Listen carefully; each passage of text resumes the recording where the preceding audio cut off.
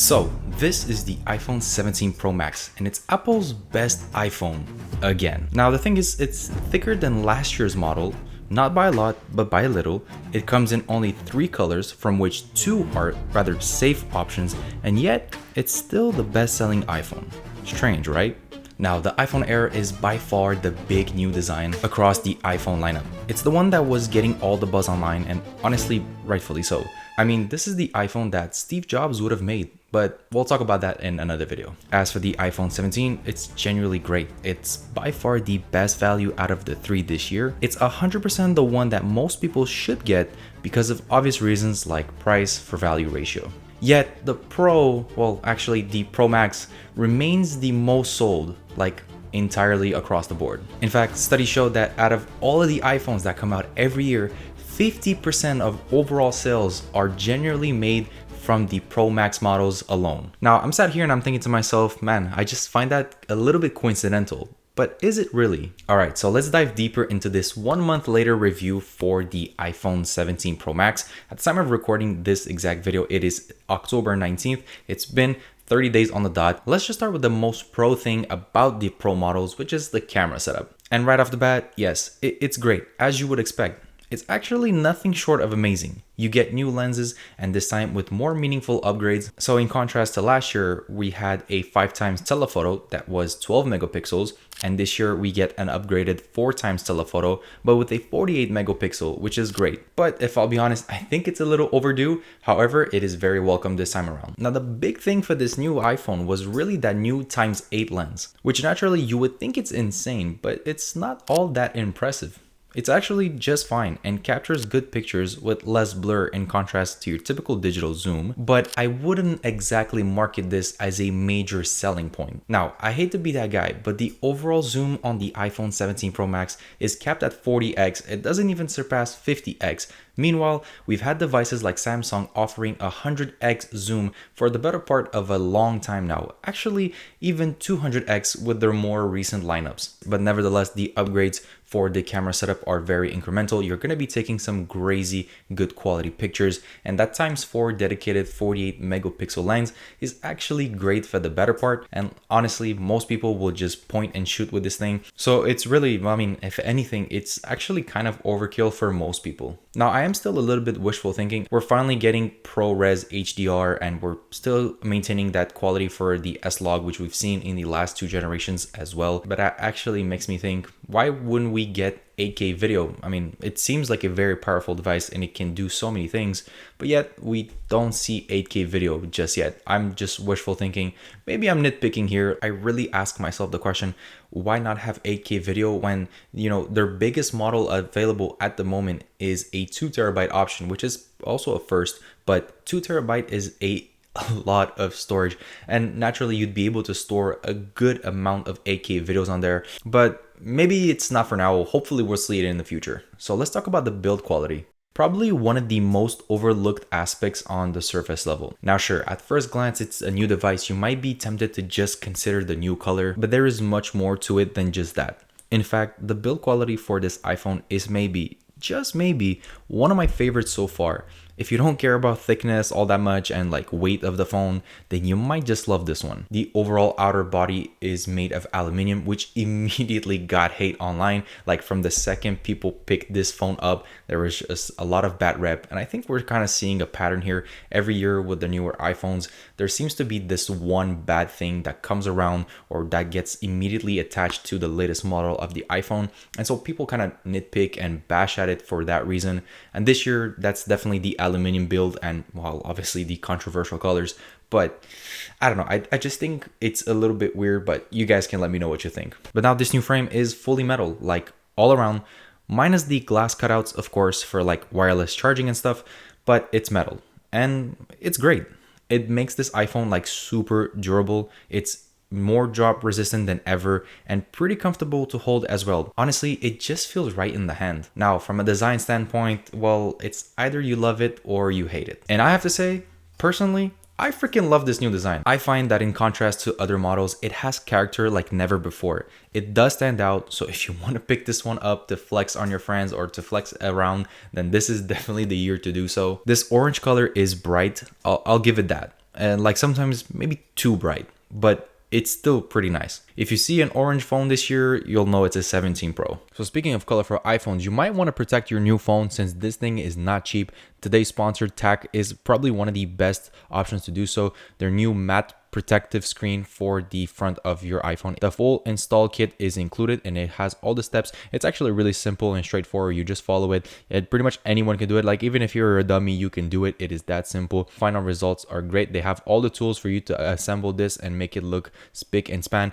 And as you can see here, the matte protection is really nice. It kind of gives this anti-reflective coating. It's really cool. It's also really, really protective. I'm literally stabbing it with a screwdriver here and there is not a single scratch on the front. The quality is amazing. And in combination with their new phone cases that are ridiculously thin, and when I say ridiculously thin, I actually mean it, they are super thin, like paper thin. This is a great combination to protect your new iPhone and not only protect it, but also make it look stylish. Obviously, with these new colorful iPhones, you can now showcase your personality a lot more. They have these see-through cases, which are usually a staple. They're a classic. Obviously, all of their cases are MagSafe compatible. If you see the ring at the back, then you can use any kind of MagSafe accessory that you want. And I'll take a look at the combo here, this clear shiny see-through case with the orange iPhone. But maybe perhaps you're not rocking the Pro model this year and you're picking up maybe the 17 or even the new iPhone Air. They got you covered. They have a variety of cases for their other models as well. This is a particular one. It's called the Frost case for the iPhone Air. It's a very unique one that's definitely going to stand out. And again, razor thin. That's kind of like their motto here for these cases. They add close to no bulk and it just keeps overall your phone protected without adding any extra weight. Specifically for this iPhone Air, you're not going to want to make it extra bulky. Now again, iPhone Air kind of designed to have a power bank at the back. The cases will fully support any kind of power bank that you decide to use. So if you're picking up these brand new iPhones, this is the time to go ahead and pick up the new TAC cases. And if you click the link down below, you can save 10% off your whole order. I want to give a shout out to the team at TAC for sponsoring the video.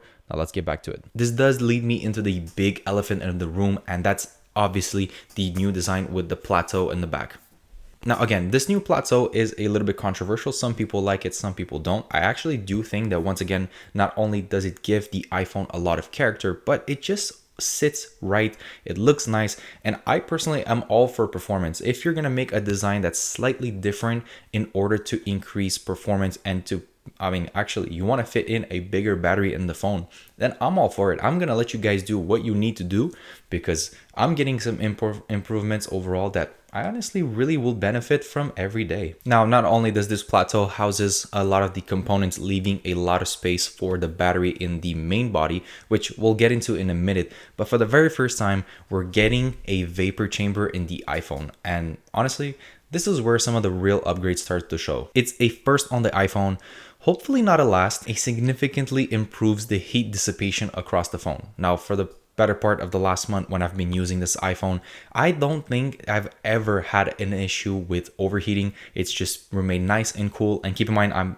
testing a lot of phones all the time, so I use my phones without a case. And I have to say, there wasn't a single time where I felt like the phone was overheating or where I felt like something was a little bit off. And I do have to say, the vapor chamber works like an absolute charm. Now, I think this is genuinely a real upgrade for the iPhone. It's something that's going to push it forward. And obviously with this new design that maybe is a little bit controversial, some people loved it, some people hate it. I think in a few months time, or maybe in a few generations, Apple's going to perfect the formula and they're probably going to find a new unibody, kind of more uniform design for it. But I mean, listen, I'm a fan of this one and I like the two-tone, so it all works out for me. Now, with all that said, a lot has changed on the outside and it's visible to the naked eye. I mean, if you're not really familiar with the iPhones in general, you're still gonna immediately notice that this one stands out and it looks different. But not only did it get a lot of changes on the outside, there's a lot of changes on the inside as well. Now, like I said, the very first iPhone with a vapor chamber, and in an iPhone, I think this is a real upgrade. In fact, I want to give credit to HTX for testing the heat dissipation, and I had to use his example here for this showcase, and you can clearly see that it demonstrates better performance and sustainability when it comes to heat. It's pretty impressive to see actual features like this incorporated into an iPhone, because this way, well, it feels like an actual upgrade. It feels like you're getting value and not so much like just another selling gimmick. And so naturally, when it comes to performance, it's inevitable that we look at the brand new chip. It houses the new A19 Pro chip, which it's just honestly great. It's been a complete powerhouse. It just breezes through most of the stuff that I need to do on a day-to-day basis. So whether you're a heavy scroller, which I know some of you guys are, or a heavy gamer, which we've seen the rise of mobile gaming, this A19 Pro chip makes all of that usage and all of those operations from a day-to-day standpoint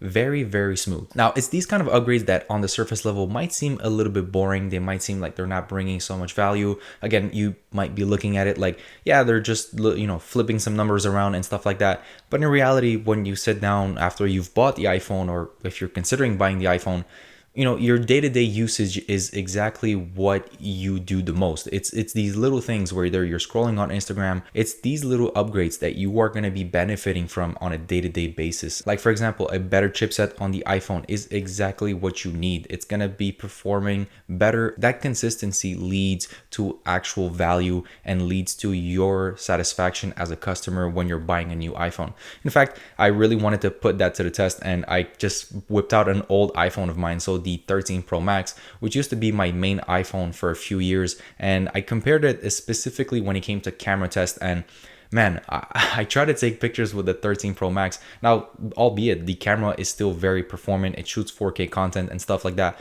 but when it comes to taking pictures, there's a night and day difference between this one and that one, and they kind of just put everything in perspective for me, like how these upgrades, they might be kind of subliminal on a yearly basis, but when you upgrade every now and then, like every 2 to 3 generations, you're going to see a pretty big jump. And this is where the iPhone 17 Pro Max really does live up to its best iPhone ever.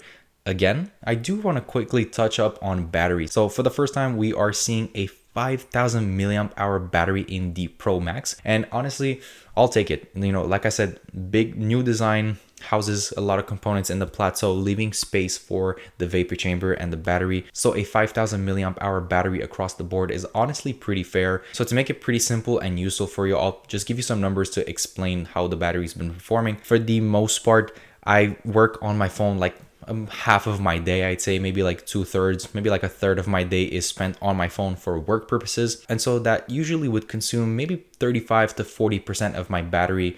Sometimes it would crack over 50. So now that leaves me with usually over 50% of my battery. And that's basically left for leisure time and just basically using Apple Music, a little bit of social media, maps sometimes when I'm driving around. I gotta say, if you finish your workday, for example, and you still have 50% battery life on your phone, that's a successful day in my books. I think it's great. A lot of days I do finish my day with maybe like 30% left in my iPhone.